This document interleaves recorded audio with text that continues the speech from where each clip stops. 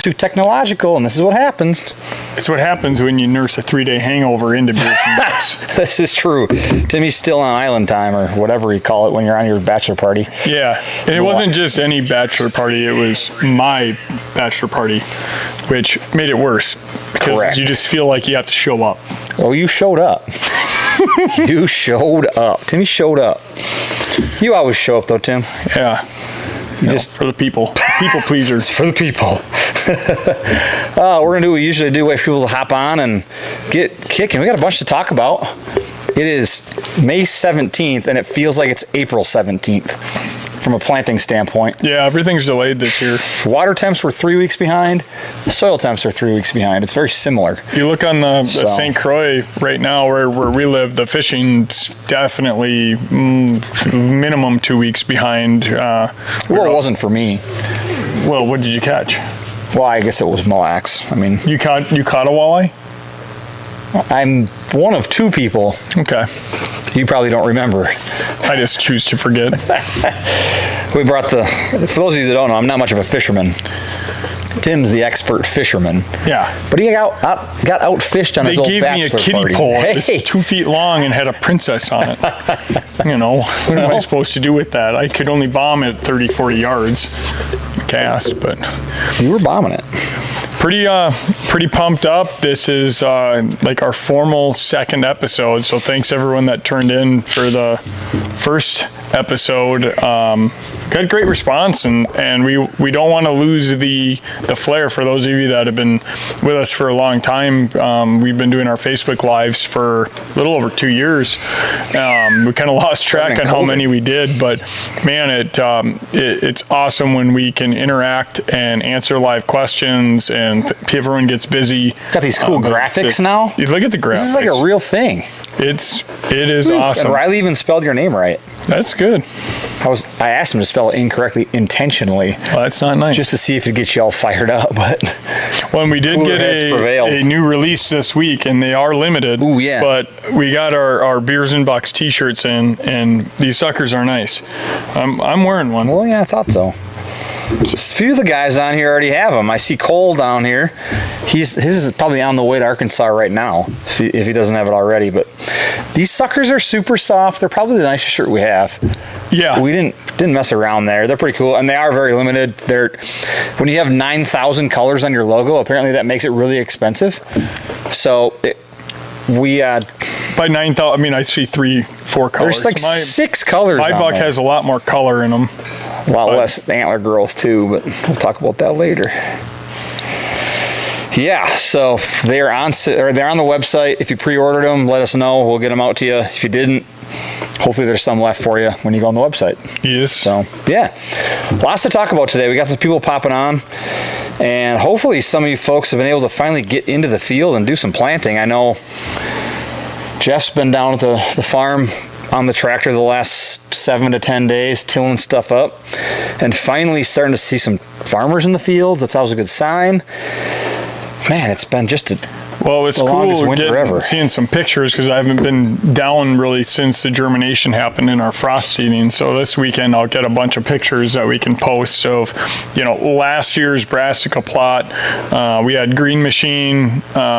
We did have some sugar mama in one of the plots, and I lightly frost seeded it, but didn't intentionally, just because I wanted to see how much came back. Just full of clover. Is that the one with Veda and Jeff? Yeah.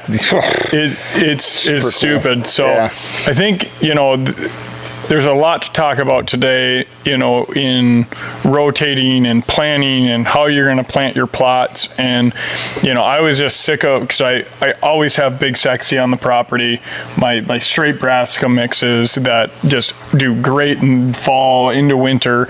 But then you come in the spring, and right now fawns are dropping everywhere. Have you seen any yet? I have not, but I hopefully will this weekend.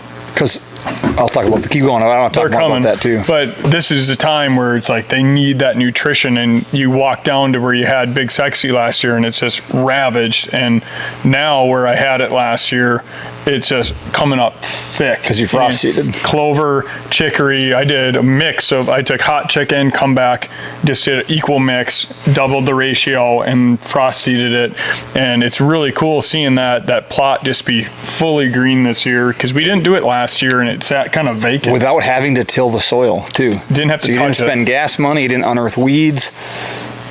And when it was time, when the soil temps finally got warm enough, germination, growth, boom. Yeah. Good to go. I want to talk about fawns, too. I haven't seen any on my property yet, but I've had some does come through that are ready to burst. And I think it's really neat what you can learn about your property when the fawns drop. Gestation period is between 200 and 205 days. Typically, a doe will go in heat the same time every year. So if you do the math backwards, you can kind of figure out when the does in your property go into heat and when, you're probably going to have that highest likelihood of bucks chasing, does in heat. So I think my math's not that good, but right now you'd be into like October 24th, 25th, that time frame. So when does drop on your property, take notes. Yeah. And then do the math backwards. And especially this coming if you year, have resident does. Yeah, exactly, because they're probably, well, even from what I know, does fawns are going to have that same heritage and likely that same heat cycle as far as a time window. So do the math backwards this fall, remember that time, and make sure you're in a tree the 24th, 25th, 25th, whatever it is when those does are falling. So up by us, we've got so many does, they go into heat 5 times, so we get 5 ruts. But it's an interesting way to kind of be strategic about how you do things. So something to consider as those fawns are dropping this time of year. So, but yeah, right now is kind of when you see the beginning of those rewards from frost seeding, because there's within the last few days the canopy is thickened, but prior to that, there was no green around us. There was nothing except for it was wild. I got chicory. my food plot highway on the top of my ridge, and just in time I got in and blowed it off not last weekend, the weekend before, and I frost seeded, or didn't even really frost seed it. I just broadcast hot chick, and then I walked across it as best I could, and I drove the 4-wheeler up and down a couple of times, and I'm excited. But now it's like in a matter of a week, you see the trees get the little blooms, and now the leaves are coming in, and now you're going to get a lot less sunlight in on those plots. So that's really the key thing.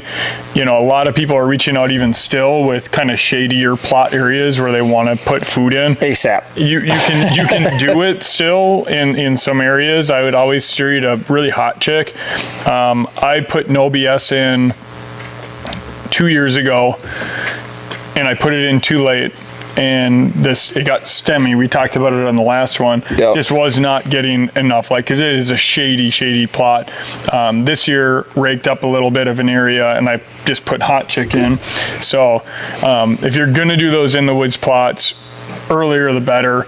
If you can get in early and you can get it cleaned off of debris, even better. And then once you get them established, these really thick backwoods plots that have a dense canopy every single year, once you get them established, my recommendation would be go in the spring, blow them off, frost seed. Yep.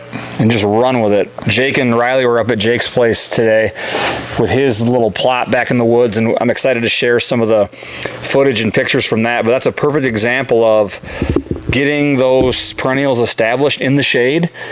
And as much as he wants to blow it up every year and plant brassicas, we convince him to go one more year of perennials, and it is a food plot that dreams are made of. It's crazy. So I think even we get caught in that trap too, and we were talking about it before we went live, and we try to not have conversations before because we like to go down the rabbit holes here, but we don't have a big clover plot established at our property. We have a couple of micro plots. We are practicing what we preach, Timmy. This year, I'm taking probably 0.75, at least a half. It's got to be at least a half acre the lower part bigger of the than cabin that. out, Yeah. maybe an acre. We've been trying to put like some corn and beans and rotating those in with like Big Sexy. We've done some of that. It just gets hit too hard, and graze pressure is real. And then you have no food left, and it's like they just abandon it. So this year we're ripping that all out. I frost seeded everything that I could. In clover, I did Comeback Kid and Hot Chick. But this year, the rest of it, we're gonna just establish it. I mean, it's hard to believe you can do a lot less work. I mean, Hot Chick's a 2 to 3 year perennial. Comeback Kid's a 4 or 5 year perennial. So every year I'll just go in and touch it up and frost seed and add a little bit more clover. Yep. And it's going to be just an awesome mix that we don't have to burn. Like, it's a good half day of work for us getting everything cleared out between spraying. You don't want to do that all the time. And if those clovers are established, they're pretty low maintenance. Really, yeah. I mean, a little trim here and there kind of takes care of everything. And the other thing, too, that we overlook, you and I, everybody, is their cold tolerance and their attractiveness when things get cold, because they stay green longer than people give them credit for. So I tell you what, if we can do ourselves a favor and everybody else this year, I think it is just continuing to stress the importance of having half your property plantable space in perennials like that, and keeping them there for the fall. I mean, on the flip side, play the devil's advocate, by planting them in the spring, establishing that protein source and tilling them into the soil, it adds a bunch of nitrogen to your soil because they fixate nitrogen as they grow, and it's a green manure. So I get that part too, but I think it's important to always have plenty of variety to make sure that that you've got food. And the number one question I've got in the last 2 weeks is, I've got a small plot, I've got a ton of deer. What handles graze pressure? What can I plant to handle graze pressure? And I don't think you can plant anything that handles it better than those two products. Look at our little apple tree plot. Yeah. And it's got a little bedding area that there's like consistently two does. One's got like triplets, one's got twins. Yep. And they're out there every day. Every time I drive by. And they just are hammering that Hot Chick plot, and it just handles it. So chicory, and it's got, your two varieties of clover, and they like it, and it does really, really well. So why not leave it? It's fantastic. We should be saying the opposite, because we don't want people planting a 5-year perennial, right. and they're not going to buy more seed. Poor business plan. No shit. Awful salesman. I just saw some questions here too I wanted to get at. Brian, our buddy down in Canton, Kentucky, what's a great temporary plot that can help prepare your ground for a fall planting? It's almost like a lead-in. Can you answer this one, or should I? Well, I know you're still on vacation brain, so I want to make sure there's still some cells in there that are functioning. It's a good one. No, I mean, I was having similar conversation this morning, and improving your pH with a plan to replant. Overhaul was the mix that we tested last year that we brought in this year full time, and it really is an awesome mix. And I made the call last year to not till mine under. I just left it, but it's just it's got deer food too. Soil food, deer food, adds nitrogen, phosphorus, potassium, helps suppress weeds, fixates nitrogen, helps with organic matter, helps with tilling the soil, kind of like an eco-till with that tillage radish. It does everything you need to help improve that soil, especially in like sandy areas or kind of set-aside areas. It really does it all. And you could technically crimp it, or that kind of crimp style later in the year where you crimp it and seed into it to work really, really well too. So I see Riley put a cool little snippet in there about overhaul.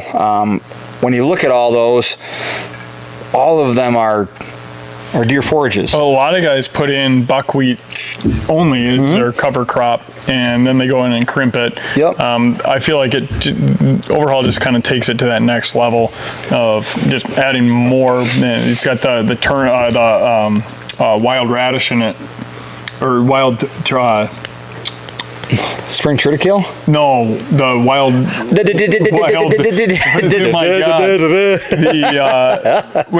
It's a radish, the radish. It's a tillage radish. And it's amazing because it grows actually. Bachelor party brain. Yeah, it grows a stem off the top and it flowers, and you don't really realize how many are actually in the plot until you go in and you see all the stems. That's a super flowers. Mature radish, yeah. And they came in and just hammered it. Yep. And that's the thing. They will eat everything in that. You don't have to till it under. No. You could run with it for a year and then the next year till it under type of thing. So that's the neat thing. I wish I could scroll through my dudes here. I can't do it. I want to say hi to everybody.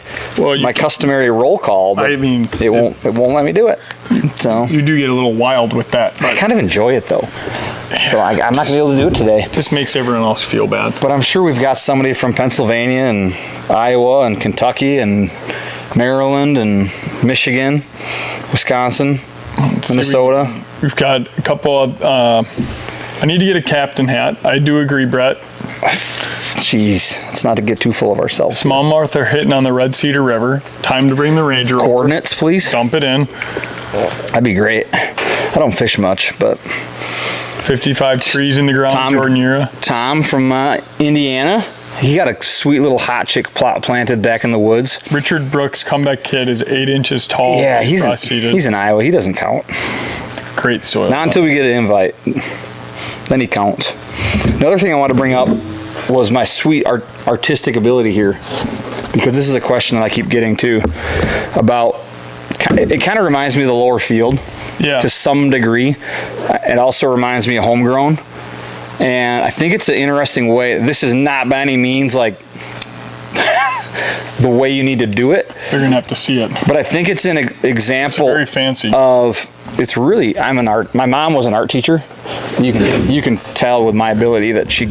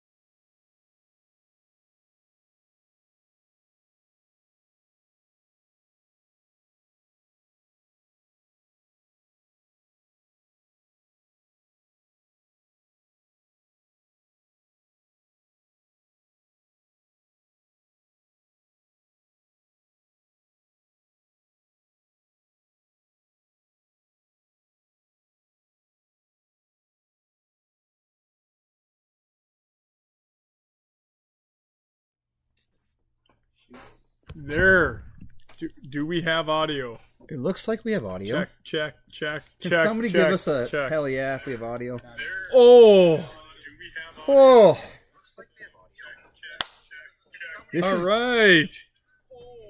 We might get kicked off of all of the.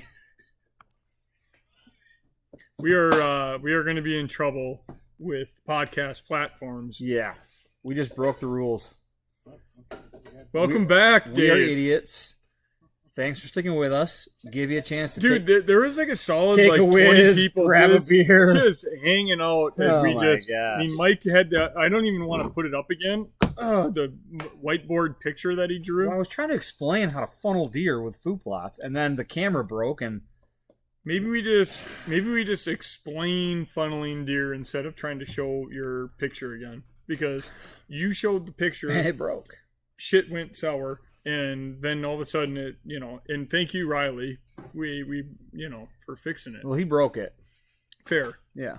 And now we have like a much closer up version of us too, which makes me just I don't know that that's edgy. a good thing necessarily. I think people enjoyed the silence.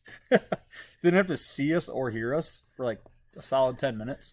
So one of the things that we were talking about before we got cut off on audio was how to design your food plots in a way that gets deer in front of your stand. And you can put in food and you're going to see deer, but most bow hunters, like me personally, I want like 40-yard shot or in. If it's dead calm and I feel really good, 50 maybe, but like it's very rare for me to take a 50-yard shot at a whitetail. Yeah.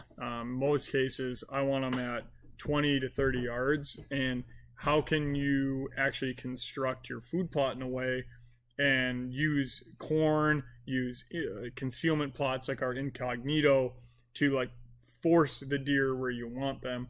Some guys use watering holes; those work really well. But I think one of the best picture things, shows a great example. all right, I'm gonna try and put this up. If audio fails again, everyone knows that it's Mike's fault. Oh, that's pretty, isn't it? Now you gotta walk him through it. I'm gonna cover my face when you do it. I'm not saying that there was a whole lot of strategy or thought that went into this exact picture, but I wanted to give you an idea of ways, instead of just planting a 4-acre field in something, ways to create landing strips or walking trails or whatever you want to call it with brassicas. The blue is, like in here I put corner beans. Say this is a 4-acre field. And the pink is domain brassicas. Call it Sugar Mama, Showstopper, Big Sexy Smackdown, whatever it might be. And the box, or the black is your box blind. And I just wanted to kind of open up your kind of creative thought in how can you get those deer to come from the woods, enter the field, feed their way into a location where, like Tim said, you've created this space where everything is in range and you've kind of forced or manipulated deer movement to come to you. So we get so many questions and have so many conversations. I've got a 4-acre field. What should I plant? I've got a 2-acre field. How should I plant it? And this is just an example to try to kind of get the wheels turning on ways that you can manipulate deer movement using your different mixes and food plots. I think if you can obstruct that buck's vision of when he comes in and they're going to graze, even early season, we found that they use those, but especially during the rut, if you can stop that buck from coming in and scent checking a plot and feeling confident that he can just keep moving on, and they feel obligated to have to push out in your stand. Could be a box blind, could be a tree, like a hang on or a ladder. This is not like the end all be all. This is just a simple write up of. But how do you obstruct that vision from certain points so they feel like they have to come in and check your spot? I'm with Blake. Like if you can create that circle around your stand about 5 yards, that's in my relative range. That'd be nice. You could even use a spear then. Every once in a while, 10 yards I'm comfortable at, but normally it's about 5. See, when I go to Kentucky, Brian puts me in stands where the furthest I can shoot is 15 yards because then I'm always in range. Mm-hmm. So that was really nice of him to do that for me. But I would truly think about that, especially if you're one of those guys that you have even an acre and a half that you're planting. you can obstruct their vision and you can try and drive those deer where you want them to go. And we've proven it with our lower field. We've got 2 acres down there, and every year we put a lot of thought into rotating the crops, but also maintaining a certain area that we want those deer to come in, because we're not moving that blind every year. Yep. And it's that worked was out really similar well. to this, where it's like a center. It stands in the center of the field, not a corner of the field. Yeah. So we were able to kind of manipulate the whole field, which my original thought was, all right, let's put it in the corner, easy to access it. But it made a lot more sense to actually move it out into the middle, use incognito and use the corn to kind of get into it. And then you can use so much more of the field, and you don't have to push them as far. Yeah. Well, it was a mind twist for me putting the blind in the middle of the field, because I was like, these deer are going to be spooky around it. They're not gonna like, and that's completely false. You'd be amazed if you can get away with they're that walking thing. underneath it. I've seen them licking the posts. So don't be afraid to put, if you do have a tower blind or Radix or one of those that you can put out. Don't be afraid to put it in the middle and guide the deer where you want them to, because I think you'd be surprised that the level of comfort that they have. But then you also have the access, but access to me isn't as important as when you exit, because when you exit, more than likely you're going to have deer in the plot. You need to be able to get out. Yep. And there's times where you're sitting there and it's 45 minutes after last shooting light, and you have 15 deer out there, and it's like, how do I get out of here? Well, we have incognito come drive the Ranger planted, or literally I've had people come down and blow the deer out. off with the Ranger because they're so used to it out there. Yeah. But just something to think about when you're putting your plots in. Our incognito mix is pretty darn awesome. Planted in a 10-foot minimum yard or wide stretch, and you can use that to block your in and out. And it's amazing the impact that it has. Yeah, it changed my property faster than I thought it would, to the point where all the deer were behind the house in that plot during daylight instead of down below, and I didn't have a stand there. Yeah. So that was a fail on my part, because I didn't think it was going to impact deer activity or movement that quickly, but it did. It made them comfortable coming out in daylight. Well, another thing to consider too, because like talking to a guy today, there's a lot of new food plotters, guys that are getting land and they're doing habitat for the first time. But there's also we hunted our land for years and years until we got our additional little chunk where we could put more food in. Don't be stubborn on your stands because we've dramatically changed. Yep. The stands that used to be really good are not as good anymore. And I'm so stubborn in moving them sometimes. We don't even sit in a lot of them that we originally sat in 5 years ago. No, it's completely changed the game. So, and I think one thing too that sometimes people overlook, and we find it to be one of the most successful strategic locations to plant, is those little transition plots. So often you have somebody that's hunting a big bean field or cornfield that's ag, and they're like, I see 100 deer a night. Did you kill any? Oh no, they weren't close enough. Yeah. Well, if you can find a way to utilize a little quarter-acre or half-acre plot and establish something so the deer enter or exit the plot from there, those little transition plots can be great because they're easy to access. You typically don't bump deer from them when you enter them or exit them because they've moved on to the destination. Or if you come in the morning, they're in the destination, you're going to move through it later. So those little destination plots can be the best way to actually harvest a deer and have success, not just see deer. You don't need a 5-acre food plot to be successful. No, by any means. No. Hell, my property is smaller than that plot is. Yeah. So it's just a matter of kind of using what you have. I'm excited to share kind of Jake's stuff here later once we get some of that content back from today, because his property, it is your typical small property, small equipment, semi-shaded, and it's amazing what he's done in the last 2-3 years with it. For sure. It'll be fun to kind of look at that. And Richard, thank you for hanging on with us. And Mike and I fully accept the invite to Iowa. So we'll thank see you you in 5 years. Yeah, we'd appreciate it. But he asked, when's the optimal time to mow your clover? And that's actually a really good question because you don't want to hit it necessarily too early. Typically, when the clovers start to flower, that's a good time where you can get in and you can start mowing it. What, Mike's audio's messing up? Yeah, look at my audio bar. I can see it now because we're on the computer. That's because your yap never closes. Wait, fair. It was firm, but it was fair. Sometimes you just got to be. But Richard, yeah, once your clovers start to flower, that's typically the time when you want to go in and mow it. Like Hot Chick as an example, it's got a lot of chicory in it, and it's got 2 varieties of clover. Once those clovers start to bud out and flower, that's typically when we go in and mow them down. Yeah, that's when the plants are mature. Least palatable, lowest amount of protein too. So to Tim's point, when you mow them, the next 2 weeks, that's kind of that when you're going to trigger a lot of activity. Those growing plants increase deer activity because of the amount of protein. So if you can time it down in Iowa, I think your season starts, October 1st? If you can time that mowing as late into September as possible to encourage regrowth and activity those first couple weeks of October, I'd recommend that. Yeah, I mean, we've told this story a couple times, but I think it's good to tell. Is like, guys always ask, can I plant brassicas now? And yes, you can. I'm holding off. We did a test last year. We planted in July.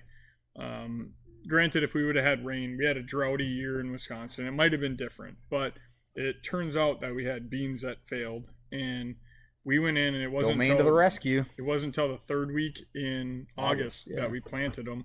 Could have planted it 3 weeks later if we wanted to. We had good rain, and it was awesome conditions for it. And all of a sudden, this buck that we had on camera, but we didn't have him consistently, changed, and he was hitting the green machine plot leading up to opener. Yep. He was there in the 7 days leading up to opener. He was out there 5 days during daylight in the evenings. Yep. And Dad killed him. And it's just like, man, that fresh growth, it highly nutritious. Like, plant maturity triggers activity. Yep. And that's why all of our mixes have so many different plant varieties. Yeah. Because they mature at different stages and force deer into there to eat them. And there's something to be said about, if you have a lot that you can plant where you get some of that higher like forage and stuff like that, but it will get stocky if you plant it this early. And you'll find that they probably won't be hitting it like you want them to until way later. Until, you get that first big frost, first food plotting's like golfing. Yeah. You aim, when you're playing golf, you aim right, hit it left, you aim left, hit it right. Makes no sense, but it's how it works. Food plotting's the same. You plant brassicas early for late season food, and you plant them late for early season food. Yeah. It makes no sense. But it was a complete game changer. It's all plant maturity. So we've never had a deer on opener program for sure. We had. Yeah, for sure. I completely contributed to the green machine plot because all the fresh growth. The Tacticams were blowing up that whole first 2 weeks, the whole month of September and October, but months. But yeah, it's you could even wait a couple of weeks and plant it. I mean, it could be planted Labor Day easily. That plant maturity is still going to have those deer in it the first 2.5 months of season. And then once it freezes, you got your winter rye, your winter oats, your radishes. I mean, they're still going to be in there. Yeah. So that mix is underappreciated. Big Sexy gets all the love, but Michael Josh said his No BS is taken off in the woods in New York. Good time. You planted it at the right time in the woods. Absolutely, yeah.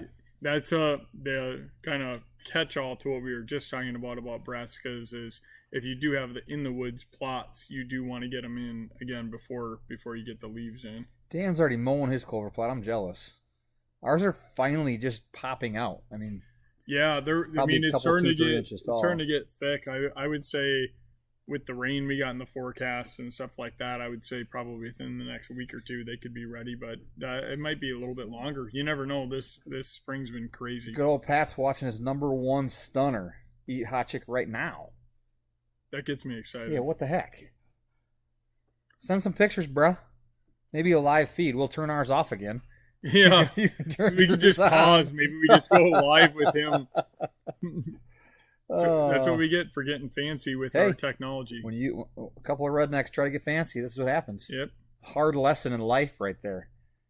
I don't know what the lesson is, but don't get fancy. Yeah, maybe. Oh gosh. Thanks again for everybody sticking around with us. We had a little, for those of you that are just joining us, we had a little technical difficulty there. Spent about 8 minutes off the air, which for some people is probably a breath of fresh air. But otherwise, I'll tell you what. Got Chris with his frost warning. We got tornado warnings. I mean, what's the deal? Weather's wild, man. I swear when I grew up, we used to get those long, like, nice rains all day long. And now it's freezing cold, 100 degrees, or tornadoes and hail. Seems to be the ticket. I mean, then no rain in July. Oh, yeah. Well, then you get 8 weeks of no rain, July and August. I mean, it's just never ending. We got old Jake here, the old peanut gallery.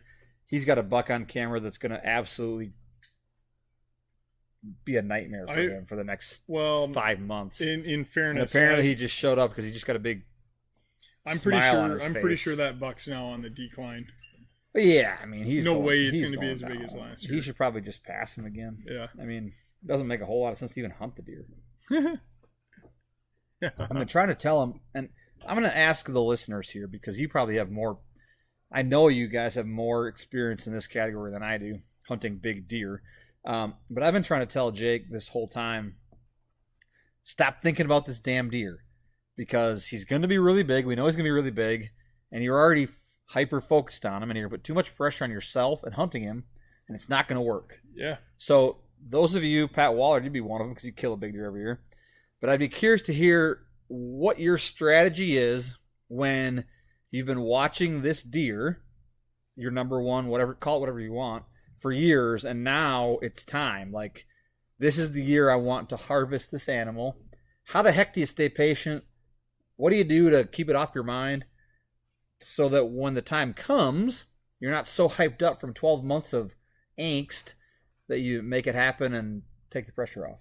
I mean, Thomas said it best. What did Thomas say? That wind's got to be perfect. But it's tough too because. But I'm saying mentally. What do you do mentally? Because he's already a freaking basket case, and it's May. I don't know what we're gonna do. You mean Jake shed hunted like 52 million days? He's also he's a little bit cuckoo. Sheds. For me, like we're so active on our property that I want to wait until it's somewhat patternable, or I want to hunt fringe stands, and when the time's right, I want to push in. But that doesn't always serve you right, you know. I'm just curious. Sometimes you got to get aggressive, and you got to go in, and you got to try and just get your buck, and it can win or it can fail. You just got to go get your buck. Yeah, I'm going to tell you that next year when you're hunting the big 8-pointer. Man, I just don't know what to do. I mean, sometimes he's up on the T stand, and sometimes in the big. Timmy, you just got to go get your buck. I'm just gonna, and what will I do? I'll go out and whack him. You know. I'm gonna save that one somewhere in the mental space. I will too. To be able to rest. Yeah, Spencer, you're right. Yeah, Jake's got no chance. I mean, we went down to Buffalo County this year shed hunting. We shed hunted and filmed all day. And we get to the end, we had big dinner, we had a couple of beers. And we're tired. Popped over at the in-laws, future in-laws, I should say here. Like, dude, do you think they'd maybe let us shed hunt? I'm like, we just shed hunted for like 8 hours, dude. Comes out, he's got like 3 sheds. So then, rewind, or fast forward 4 weeks, or 5 weeks, 6 weeks, we go turkey hunting down there. And the whole time, all Jake's talked about is, man, it'd be nice if you shot your bird in the first hour so we could shut out the rest of the day. Yeah. Sheds. I think there's something special about being a maniac about deer hunting, though. I agree. Very special. I think you have to be kind of special to be a maniac about deer hunting. Yeah. We just asked our wives or our significant others. They think we're quite special, I'm sure. Mel didn't quite understand it. She's like, I come from a hunting family. I'm like, yeah. Okay. All of a sudden, bow opener happens in September, and I disappear for 3 months, and it's like, sorry, I'm hunting. Put the mic closer to your mouth. But we had Deb is going to be upset if we had she. explicit feedback So that the my mics mother-in-law were said protruding that our if I faces. sit this whole time, it's not good. And now Riley's telling me to sit like this, so I'm just confused. I don't know. What to Chris, do. did you kill a turkey? He found boy. 3 sheds. We got some advice from the engineer. What's he saying? Yeah, and Luke cell cams. Yeah. I mean, But I'm also Jake, like, if you want some advice, talk to Luke. He'll give you a very analytical 25-page essay on how to hunt big deer and what to do. And if you follow it, you'll probably kill the deer. It's going to be way above your. I'm not going to say anything mean. well, and Stephen Moore's point, his so perfect, and that's where I think we're so lucky on when we go. I've down made that mistake. to Whitetail Crossing is like Man. shoot them while they're still patternable. Because I mean, come rut, like we've had times where our hit listers like on one side of the property, and you go up there the next day and you're all amped up and you're like, I'm gonna get this deer, and then you get in there and you don't see anything, and then the other side of the property's got them or maybe nothing's got them. Steven's the man. Yeah, I mean, I think He said don't let him run past Mike. that pre-rut. Well, yeah, Wham! I mean, Jake learned that lesson. Yeah, hey. I'm gonna go. Stone cold killer. You do, don't worry. Poor Jake. Poor Jake. Jake's going to have himself a year. Last year, he kind of got a rough draw. You know? At least he got a shot at one. When was the last time you shot at a buck? Who got the rough draw? You saw 9 shooters. Yeah, no shot. Maybe you're just a poor hunter. Well, they got to be within 10 yards. Yeah. When was the last time you shot at a buck? 2018. All right, it's your year. Yeah, It's your year. it's my year. Jake doesn't need another year. Okay, Jake's year was last year. He messed up. It's Timmy's time. It's Timmy's You time. know, Timmy's been giving all his tips up. They say Timmy the turnip, but it's really Timmy. You kind of look like a turnip without leaves. Yeah, You know? get a little purple face paint on next time. I'd be good to go. But no, it's my time. I hope it is. Yeah. Big 8. Yep. Alive and well. Yeah. He's going to be a stain hammer. Maybe we should be asking advice on how you should kill the big 8 this year. Maybe this is how.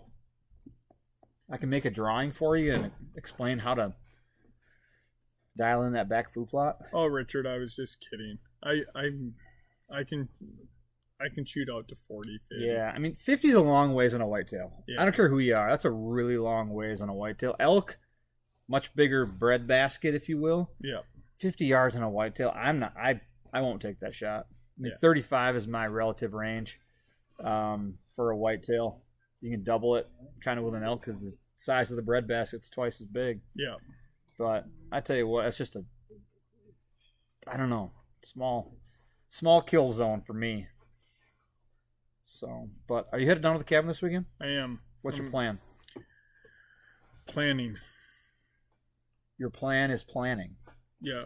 Plan is to Jay Lagerstrom said, "Don't worry about the big 8. He'll probably kill him. Jay. Come on. We're gonna have to give him some more of that Japanese yellow flower this year. Yeah. Careful with that. We're gonna turn your property into a dandelion fest, Jay. Careful. We're gonna plan. We're gonna stake out the plots. We're gonna kind of figure out what we want to do. Rain in the mule. Yeah. Just calm everything down a little Get bit. the old Case IH on ice for a while. Figure out how we want to do it this year. We've had a lot of fun down specifically in the lower field, but I think our big field this year will be kind of a fun test run, and Test run. we're gonna try some You new testing things. some things? We're gonna do some new things. Got some new mixes potentially coming out. Got a new product dropping in June. So Did be you hear ready that? for that. So our But- next Beers and Bucks, we're gonna launch a new product. Yeah. 'Cause that's what we do. I wish the video hadn't cut out when we had a bunch of people. But there will be a new product launch. We'll throw some teasers out there, maybe. So It's pretty a- excited about it. We always typically do a mid-year product launch. I don't know if we've ever launched a product that could be more beneficial and valuable than the one we're going to launch at the time we're going to launch it. Yeah.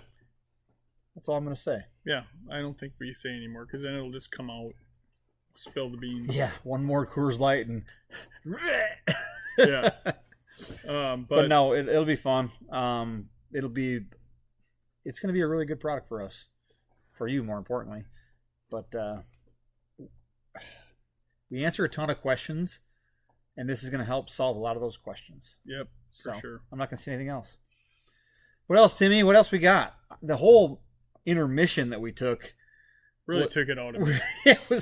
That was kind of a tough pill to swallow, a tough hurdle to jump, tough